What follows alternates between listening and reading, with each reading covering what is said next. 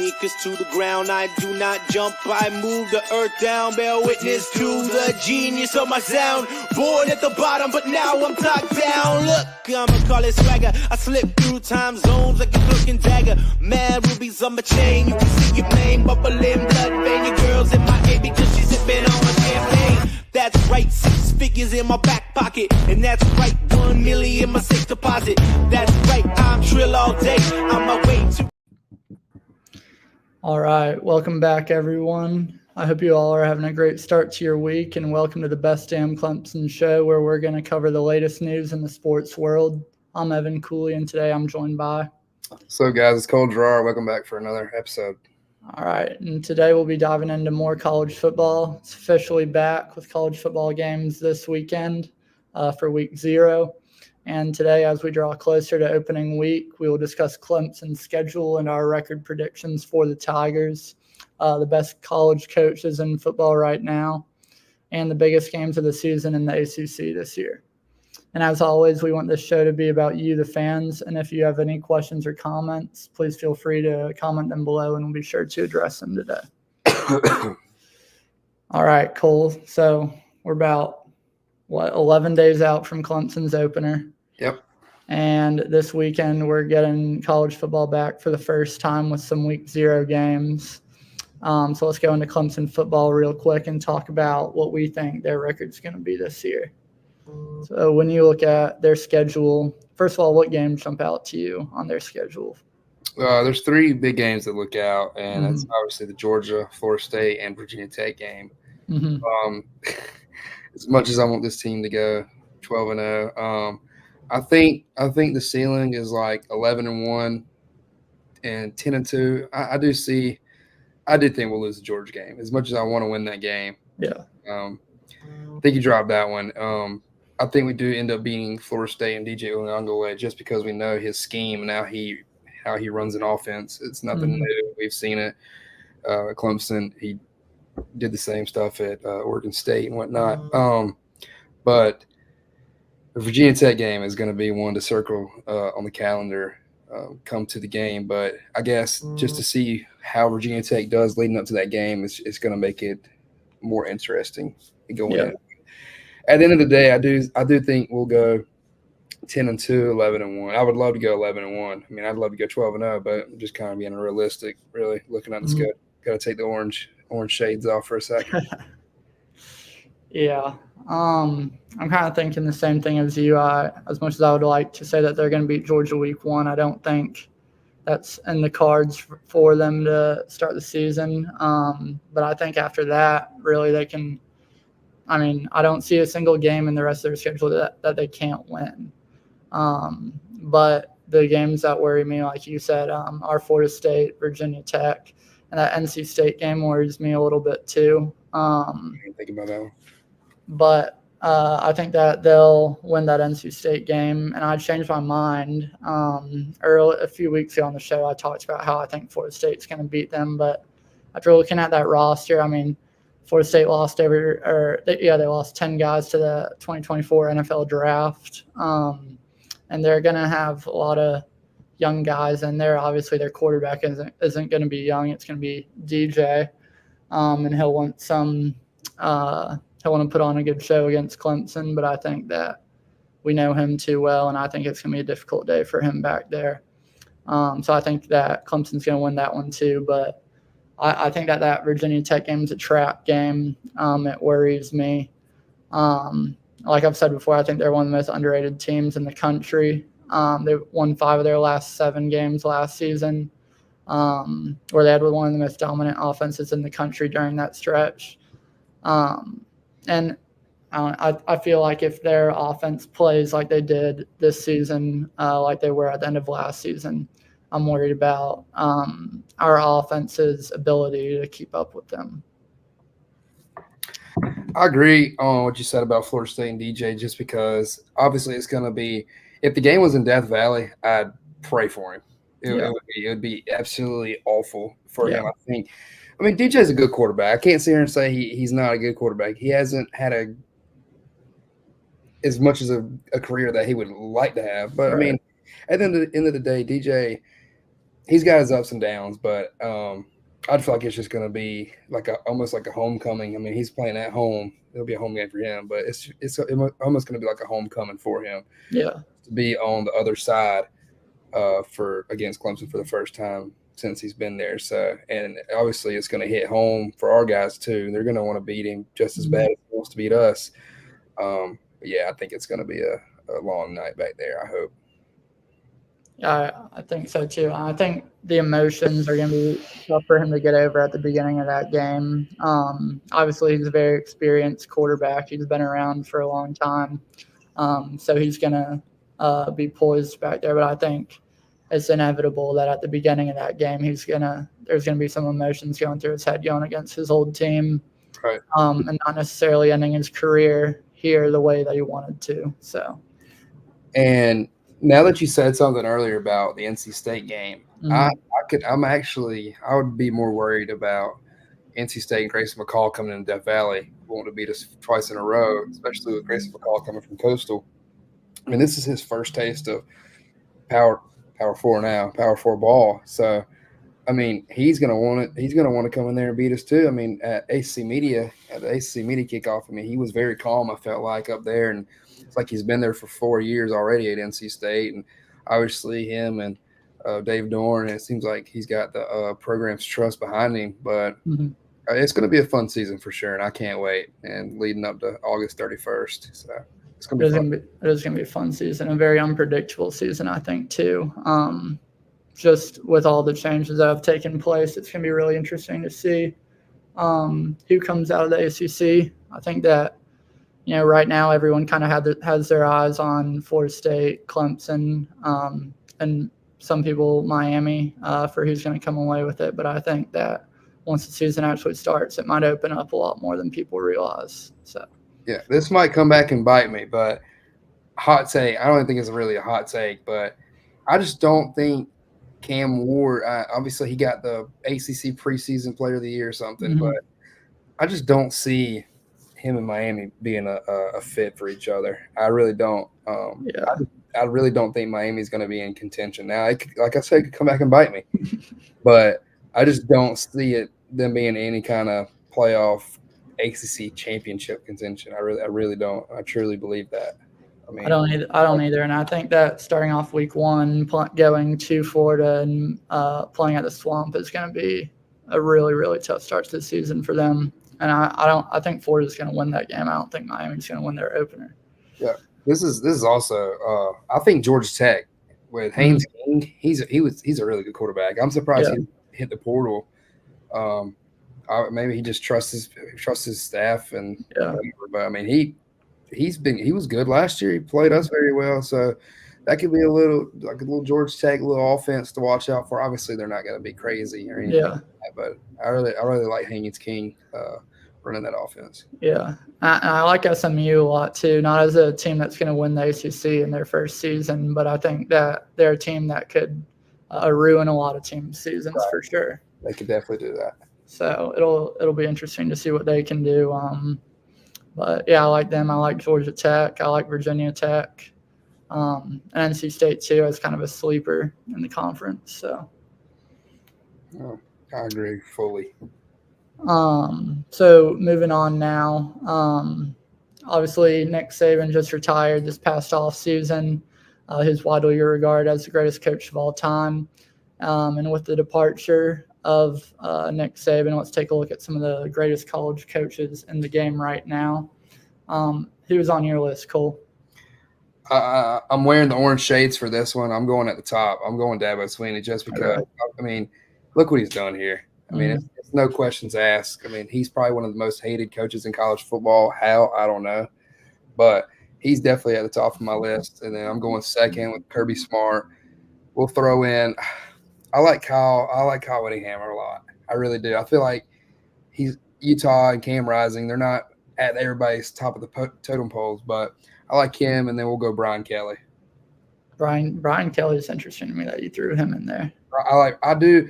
As much as like Brian Kelly, he's had an interesting coaching career, I feel like, just because of like Notre Dame, LSU, and that. But he's very almost like gritty, in my opinion. Like he's not he likes to be hated. Like Yeah. one of the most talked about college coaches, how he's an idiot, this and that. I mean, I genuinely like Brian Kelly. I don't like playing against him. Every time I play against him, I want to beat his tail. But I really think he's in the top 5 for sure, college football coaches. I feel like the big games are hard for him to win, though. That's fair. I feel like that's always been the knock on him, is those big games. But and I wanted to throw. Okay, I didn't think about Dan Lanning. He's got to be up there. But I wanted to put Norvell in, but I can't. Couldn't do it. I can't do it. I can't do it at all. I really wanted to. Like him and Steve Sarkisian sat on. Like I was literally just circling. I was like, do I want to put him in there? Or do I just want to just not put him in there? And I was like, I'm putting Kyle Whittingham above them. Yeah. I was not gonna like that. That's a good list. I'll get into mine right after this short break from our sponsors. Are you tired of scrolling endlessly to find the perfect deal? Who said that? Me. Ah! Who are you? How did you get in my house? Be not afraid. I'm the Frugal Fairy. See, at the Frugaling Shop, we bring the best deals to your doorstep, so you can spend less time searching and more time saving. Yes, hello? There's a man with wings standing in my living room, and I'm scared.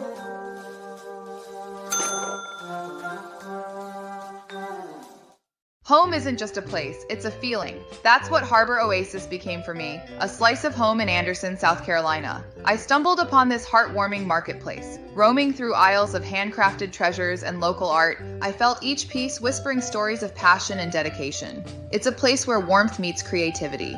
Join me in experiencing this magical oasis. Explore the beauty, attend soul-enriching workshops, and support local artisans. See for yourself how Harbor Oasis can become a part of your story too. Experience the joy today at Harbor Oasis, located at 5013 SC 24 in Anderson.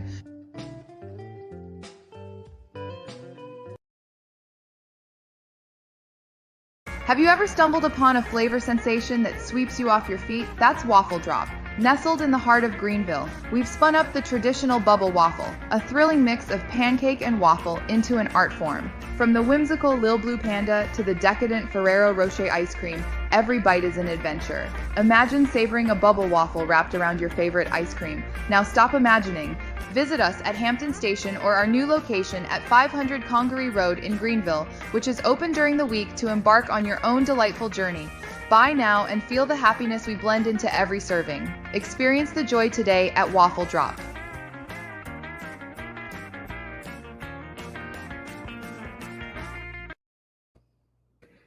All right, welcome back, everyone.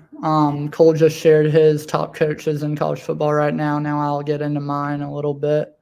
You and I had a few of the same ones, Cole, but I didn't put Dabo at my number 1, which might upset some fans, but you did that, so it's all right.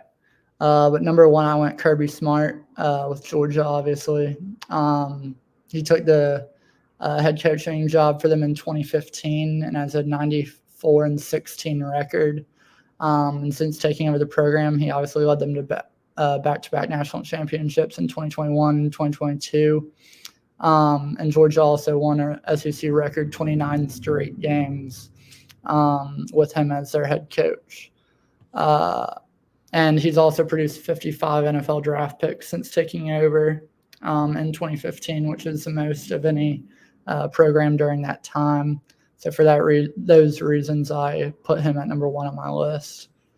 Number 2, you threw him in there at the end. I went Dan Lanning. I know he hasn't been a head coach for very long, but I like him a lot. When you look at his potential and what he's done so far, he took the job as a head coach at Oregon at the end of 2021, and he has a record of 22-5 with a 12-2 record last season. And if they won that game against Washington, they would have been in the college football playoff.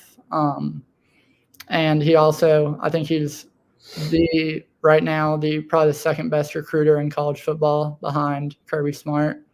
In 2023, they had the best recruiting class in the country, followed by the 4th best this season. And it'll be interesting to see what they can do in the Big Ten this upcoming season. 3rd, I'm kind of surprised you didn't mention him, but people are going to know his name very soon if they don't already. I said Kalen DeBoer, the Alabama head coach. I liked what he did a lot at Washington, obviously. I mean, he brought them to the national championship game last season.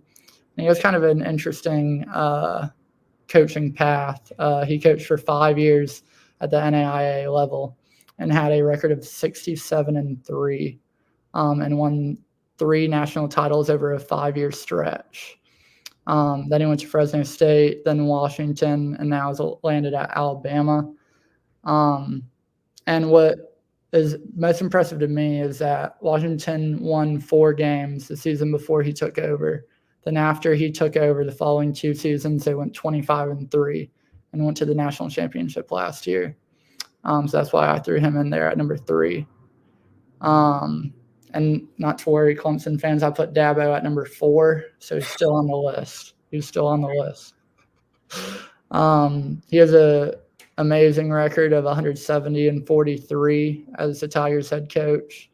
And he had one of the best 5-year stretches in college football history. And that was from 2015 to 2020 when he won 2 national championships, won the ACC every single season, and never finished lower than number 3 in the AP poll. So I threw him in there at number 4. I put him lower because of the last couple seasons. And I'm going more based on current than overall career, if that makes sense. But I know some people are going to give me some hate probably for putting Beans McGee's not happy with that one. That's fair. I didn't think it would go over too well. And 5, I threw in Mike Norvell, like you mentioned. You thought about throwing him in there, but you got a little scared because you didn't want Clemson fans to not like you. But yeah, I threw him in there just because of what he's done after he took over that Florida State program, which was struggling before he got there. But because of what he did last season with a 13-1 record and getting snubbed of the playoffs, in my opinion, I threw him in there at number 5.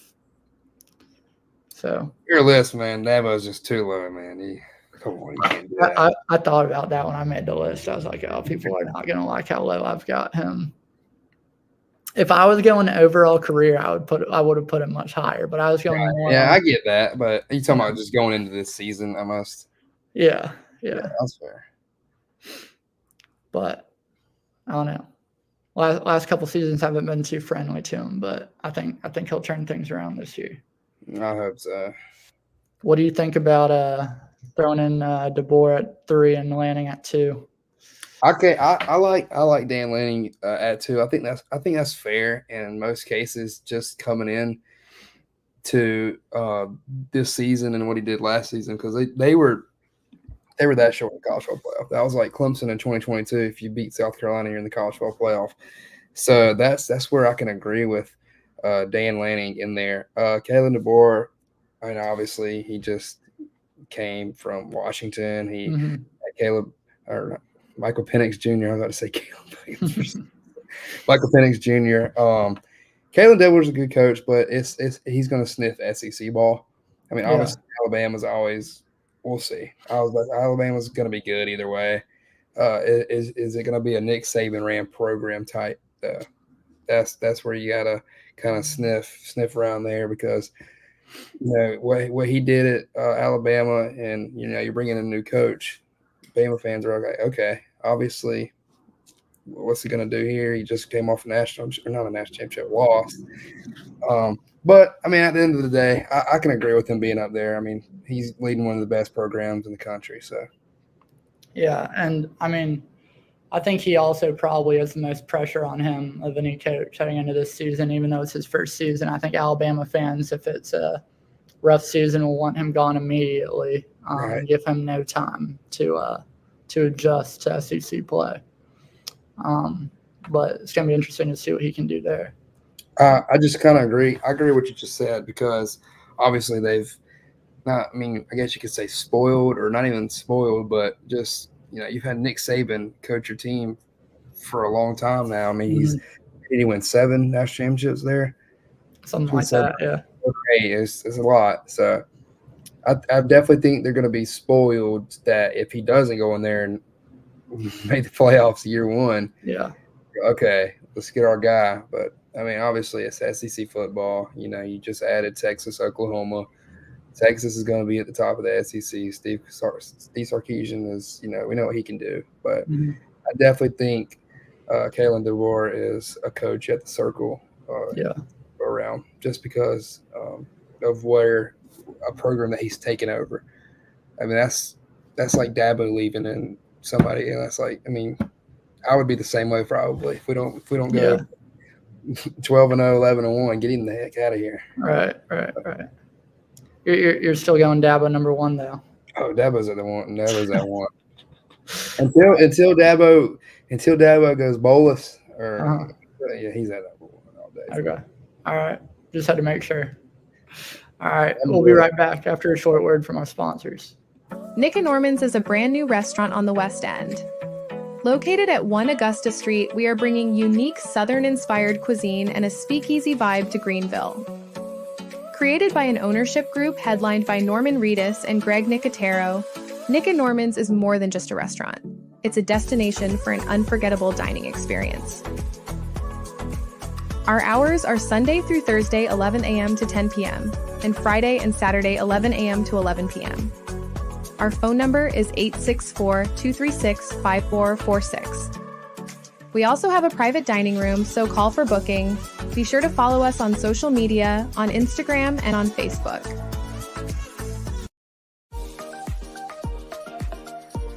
They say a home is a safe haven, but what about when that safety is threatened? Last year, a storm hit our area hard, and suddenly the roof over my head, my family's shelter, was compromised. I felt vulnerable. But then Canopy Roofing stepped in. Their dedication, much like that of a caring family, restored more than just our roof. They restored our sense of security. If you're ever in need, let Canopy protect your haven too. Experience the same peace of mind. See for yourself how Canopy Roofing can safeguard your family's comfort and safety.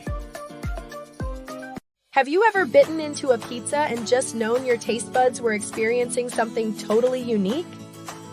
That was me at Crust and Craft in Greenville.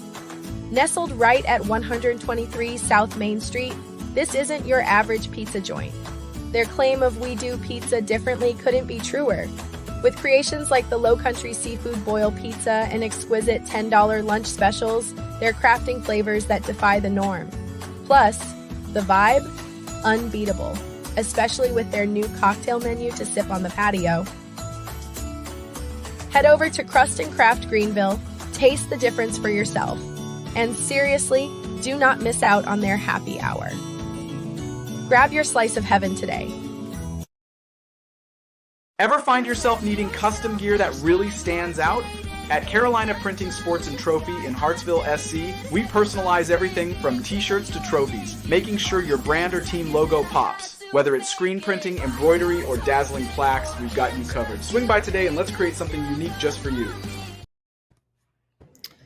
All right, welcome back, everyone. As we mentioned earlier in the show, college football is coming back this weekend, and the first ACC game is also this weekend with Florida State playing Georgia Tech in Ireland. So with that being said, Cole, let's take a look at some of our top games in the ACC this upcoming season. Who do you have on your list? I'm going to take care of the games that I think are at the top so far, and they all mentioned Clemson. Okay. Clemson, Florida State, obviously, with DJ being a homecoming for him, playing us for the first time since he transferred out in 22. And then, obviously, Clemson, Virginia Tech, Clemson, NC State, obviously with that Virginia Tech fiery offense that we were talking about earlier that, we're in Blacksburg, Inner Sandman. It's going to be rocking, obviously. So, I like you said, that's a trap game for Clemson, I feel like. So, must win, of course. Every guy's must win. But, that Virginia Tech team's going to want it bad. And depending on what the record is at the time, that could be for a spot at the ACC championship or whatever. Yeah. But I'm really most excited for, not most excited for, but I feel like Florida State and Miami this year is going to be a really good game. Obviously, with DJ Youngleway, Cam Ward, two Florida teams with two transfer quarterbacks coming in.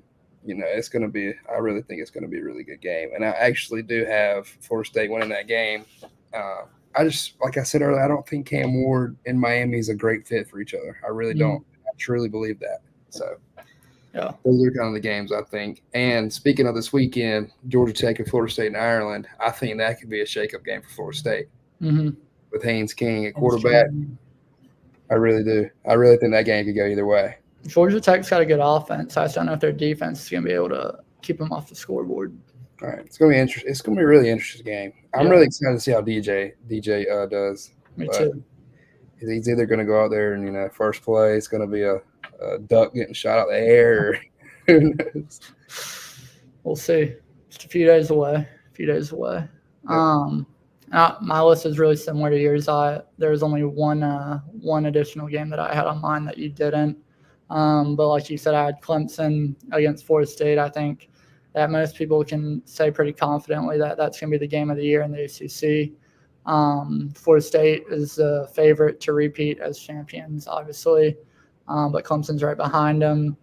And like you mentioned, I'm really excited to see DJ and how he looks against Clemson. I think it's going to be weird for both teams, honestly. I mean, I think more weird for him because of the amount of guys that he knows on that team, but I don't know. I think it's going to be a really interesting game. And I think the winner will likely walk away as ACC champion. And like you said, I had Clemson against Virginia Tech.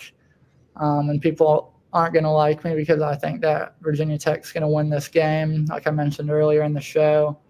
But I just think that it's going to be a really, really tough game for Clemson to come out of there with a win. And it just looks like a trap game to me on the outside looking in. I just think that Virginia Tech's offense is too productive.